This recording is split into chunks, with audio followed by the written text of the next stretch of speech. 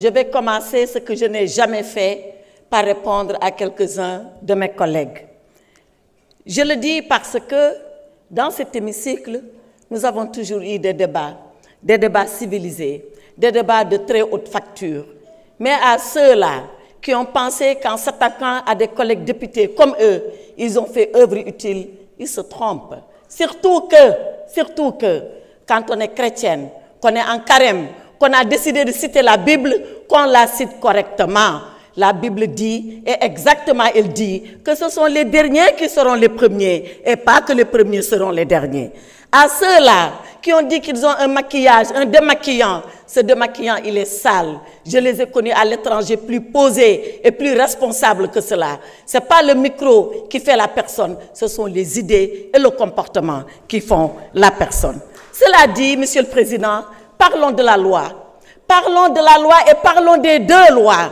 De la loi du 13 mars 2024. Celle-là que nous avons voulu porter au nom du peuple ici, par des députés comme vous, qui l'ont voté pour ramener le calme et la cohésion nationale ici au Sénégal. Parlons de cette loi du 13 mars 2024 qui a dit si nous sommes des Sénégalais et si nous sommes des humains, comme Nelson Mandela avait dit alors à ces geôliers de l'Afrique du Sud, à ceux-là qui avaient prôné l'apartheid, pardonnons parce que nous voulons retrouver l'humanité en nous. Et parlons de cette fameuse loi. Parlons de cette fameuse proposition de loi. Cette loi qui fissure la société sénégalaise. Cette loi de règlement de compte. Alors, Monsieur le Président, je dis une chose, mes honorables collègues. À ceux qui veulent voter la loi, votez-la. Mais je rappelle que ceux-là qui voulaient l'abroger étaient là, à ce pupitre. Et ils avaient promis l'abrogation aux Sénégalais. Et je leur ai répondu, abrogez-la. Et à ce moment-là, faites face aux conséquences. Ils ignoraient les conséquences, c'est leur problème. Nous, on savait et on connaissait les conséquences. Alors, interprétation qui n'en est pas une. Interprétation qui est une modification. D'accord. Mais nous continuerons ce combat. Il ne s'arrêtera pas ici. Et quand vous parlerez, vous, à vos militants, nous, on parlera aux Sénégalais et à l'ensemble des Sénégalais. Quand vous parlerez de votre parti PASTEF, on parlera du pays. Quand vous parlerez de vindicte, quand vous parlerez de vengeance, quand vous parlerez de rancune, on parlera de droit, on parlera de justice, on parlera de loi, parce que c'est ça, un état de droit. Et pour cet état de droit, il faut le savoir, vous n'êtes pas plus courageux que nous, vous n'êtes pas plus patriote que nous, vous n'aimez pas le Sénégal mieux que nous.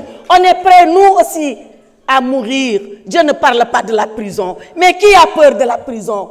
La prison, il y a 3 personnes qui n'iront jamais en prison. C'est le chien, excusez-moi du terme, à qui on préfère jeter la pierre quand il vous mord. C'est le lâche qui a fui avant la prison. Et c'est celui qui est dément et qui est inconscient. Alors, chez nous, il n'y a ni chien, il n'y a ni lâche, il n'y a que des courageux. Et quand il s'agira de mourir pour le Sénégal, on est prêt à mourir pour le Sénégal. On est prêt à aller pour le Sénégal. Alors, vos leçons de courage, gardez-les pour vous. On n'en a pas besoin. Vos leçons de patriotisme, gardez-les pour vous. On n'en a pas besoin. Vos leçons que nous aimons plus le Sénégal. Babacar, s'il vous plaît. Babacar Ndiaye, vous n'avez pas droit à la parole. La lâcheté, c'est quand on a le privilège de parler de quelqu'un qui n'est pas là et qu'on se met à dire des choses qu'on n'oserait pas dire devant lui. Babacar, si vous insistez, je vous évacue. Je prends le peuple sénégalais à témoin. Arrêtez.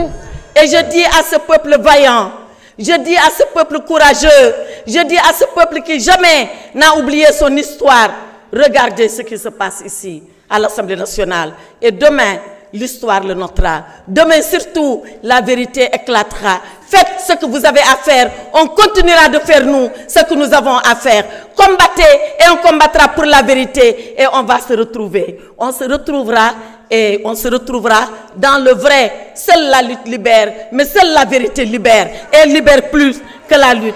Et le Saint-Coran l'a dit, et je termine par là, Monsieur le Président. Alayhi sallahu bihakmil hakimin. Dieu est le seul juge et Dieu jugera en tout. Merci beaucoup, honorable. S'il vous plaît. S'il vous plaît, vous aviez eu droit à la